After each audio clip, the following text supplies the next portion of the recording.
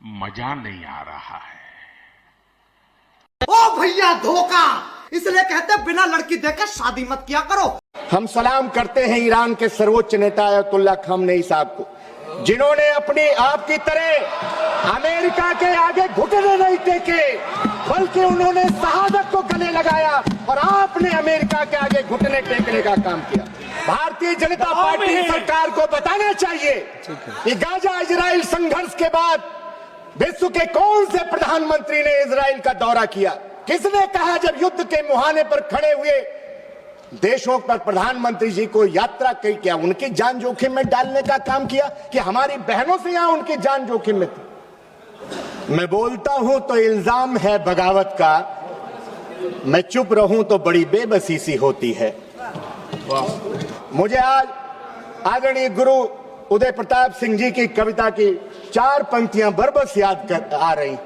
न तेरा है न मेरा है, ये हिंदुस्तान सबका है, नहीं समझी गई ये बात तो नुकसान सबका है। इस सज्जन को क्या तकलीफ है भाई? आदरणीय सभापति जी, आज 12 दिन से हमारे 8 साथी संसद की सीढ़ियों पर दिन भर बैठे रहते हैं।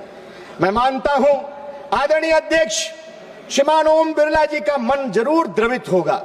आदरणीय सभापति जी, बीजेपी सरकार को बताना चाहिए कि गाजा और इजराइल में जब संघर्ष हो रहा था, क्या विश्व का कोई प्रधानमंत्री ने इजराइल का दौरा किया है? कौन सा सम्मान आनंद जी, जिसका पहले हमने कभी नाम नहीं सुना? मैं पूरे भरोसे के साथ कह सकता हूं भदौरिया जी कि एक मिनट, माननीय सभापति जी, अगर कुछ असंसदीय लगे तो आप शब्द बदल सकते हैं। ओम बिरला जी अच्छा है तो आसन भी अच्छा ही है। अरे दबाव इसलिए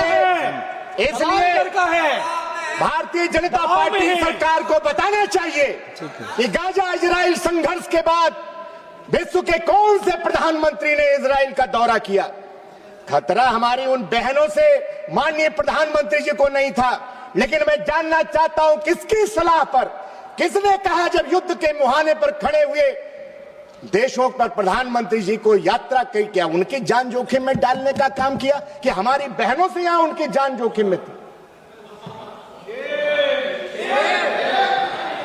हम सलाम करते हैं ईरान के सर्वोच्च नेता अयतुल्ला खamenei साहब को, जिन्होंने अपनी आपकी तरह अमेरिका के आगे घुटने नहीं टेके, बल्कि उन्होंने शहादत को गले लगाया और आपने अमेरिका के आगे घुटने टेकने का काम किया। माननीय सभापति जी, हमने देखा है कि कुछ लोग जब आसन पर बैठते हैं तो हमसे कहते हैं कि 30 सेकंड में अपनी बात रखिए, 30 सेकंड में अपनी बात रखिए, और खुद आसन पर बैठ करके लंबा लंबा भाषण देते हैं।